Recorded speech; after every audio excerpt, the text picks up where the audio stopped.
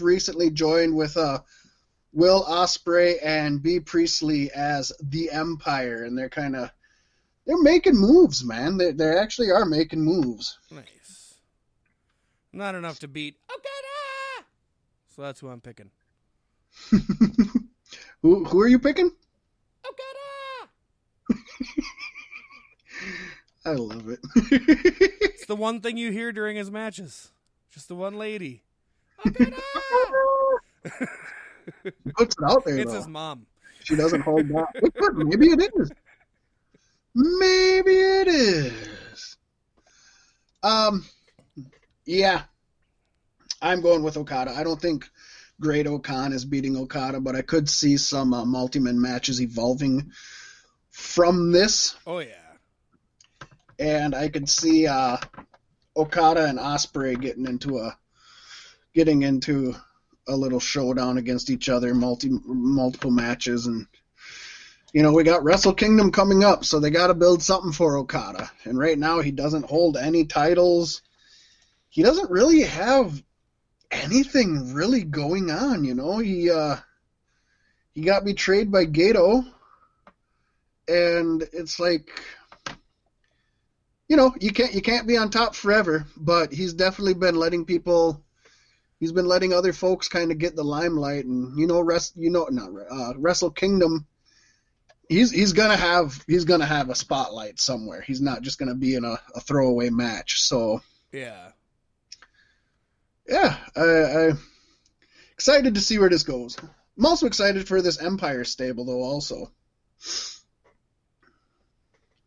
yeah, I'll make my judgments after this weekend.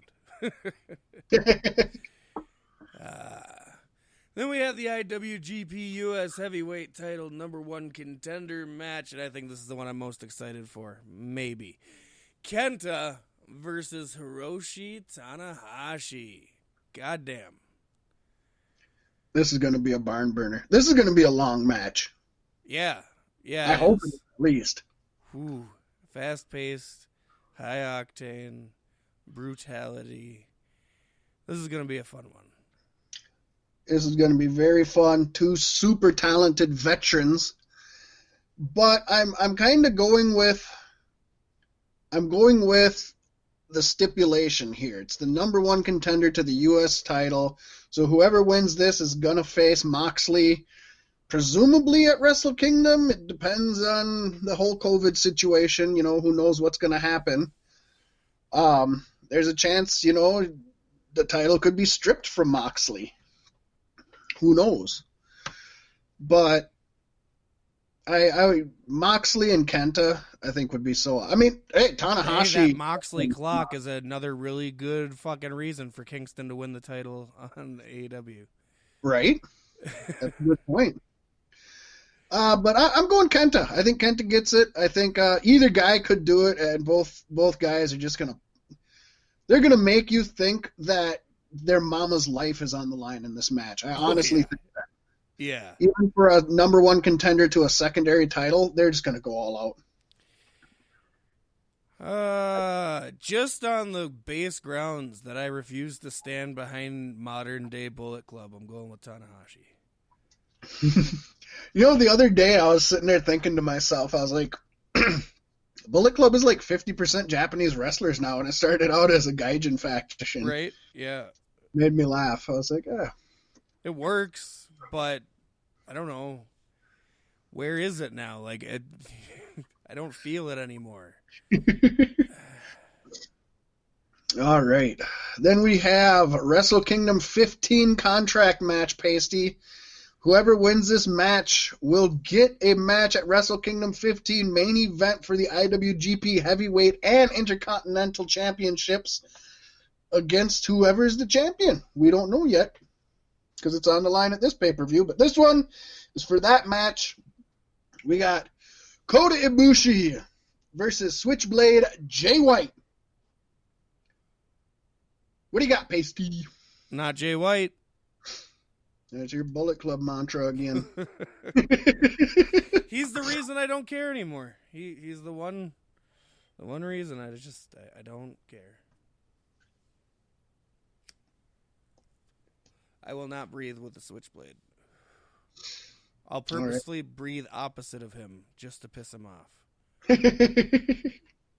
So you're going Ibushi. I'm going Ibushi also. I think he won this match. I think during the G1 Climax. I want to say he won this contract, and now he's putting it on the line against Jay White. I think he holds on to it. I would love to see Ibushi versus either of the guys moving forward at Wrestle Kingdom. So, yeah, we're both on the same page there. Kota Ibushi. Yeah. And then we've got your main event. Your IWGP Heavyweight and Intercontinental titles match. Seeing Tetsuya Naito, that fucking turncoat, taking on Evil. This match is also just going to be so badass. Fuck yeah. This is I think what Moxley and Kingston are going to be working against this weekend. Right. Agreed. And this one, I was going back and forth. This was a tough one. This is so much more of a blood feud, though. I'm gonna pick Tetsuya Naito, and the only reason I'm gonna do that is because I feel like they're gonna have him go into Wrestle Kingdom as the champion. But in all honesty, I would love to see Ibushi versus Evil at Wrestle Kingdom for the champions or for the championships. That would be so awesome. Oh yeah. But I'm going Naito here just because I feel like they're not done with him yet. Well, my mantra is fuck the current Bullet Club, so I have to go with Evil. I love Naito to death, but not really anymore. I still love the guy. I can't help but think I'm likely wrong here, because Tetsuya Naito is such a strong champion, and he deserves to be, but he's wearing the wrong flag, and fuck, Evil's awesome too.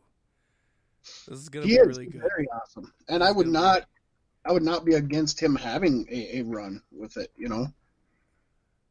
I would definitely not. He's got to be the one to split them up, though. You know what I mean? He can't pass both of them off to the next guy. Right. Yeah, I'd be okay with that. Yeah. Okay, so Pasty, that brings us to tiebreaker here. Not much to go on, to be honest, because I'm not following a lot of what's going on right now in New Japan, but we do know that the Empire is the new kind of stable that's come up, and with Great Okan going against Okada, and it's the only match that really doesn't have any real something on the line, you know, any real stakes.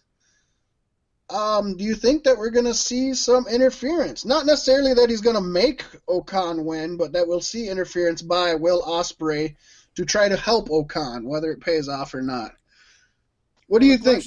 The question, Fat Mac, is what do you think? Because I picked on the last tiebreaker, so it's only fair.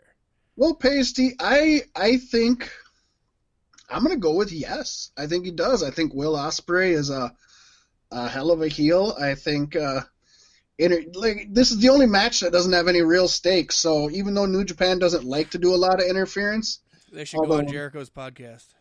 In the last few years, it's kind of loosened up, but I think that it's not going to piss too many people off if there is interference. So I'm going to say yes. I'm going to say there's interference by Will Ospreay in the Okada-Okan match.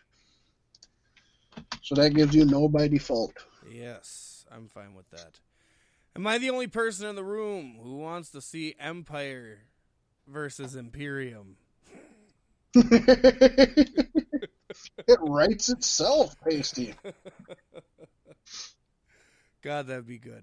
That would be some good shit. With that being said, I guess that about wraps up this bite-sized post-Halloween edition of Beef Sticks Podcast. Really looking forward to the wrestling we're going to watch this weekend. And looking forward to bringing you the review and results next week. Things are heating up in the wrestling world, so don't expect too many more of these short, sweet episodes. Yeah, it's going to be a great weekend for sure. We're going to have a lot to talk about next week. Yes. And in light of the catchphrase that ruined the end of the show last week, I just want to leave you with one message. Love. Spread it like cancer. Now snap out of it.